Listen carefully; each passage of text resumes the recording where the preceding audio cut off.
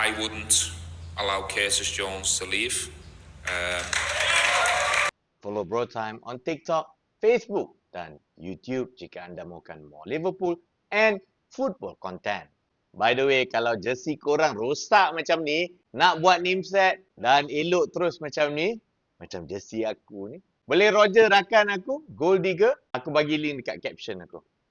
Cantik. Hari tu di dalam Meet and Greet TVG, dia ada mengatakan yang betapa pentingnya ada Scousers di dalam team. Dia juga kata yang the locals faham culture di bandar tu. Betapa pentingnya kelab tu for the locals.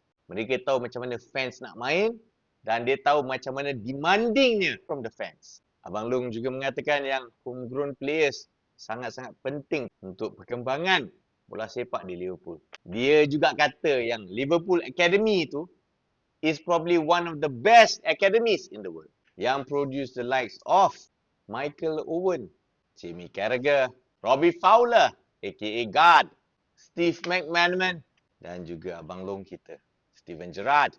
Sebenarnya aku dah cakap benda ni berkali-kali dah pasal pasukan kita sekarang ni ada beberapa kerat saja locals di dalam tu. Mostly semua pun foreign internationals. Scousers yang ada di dalam tu, yang setahu aku adalah Jadon Dance dan of course Curtis Jones. Dan Curtis Jones pun nak kena jual. Apa pendapat korang?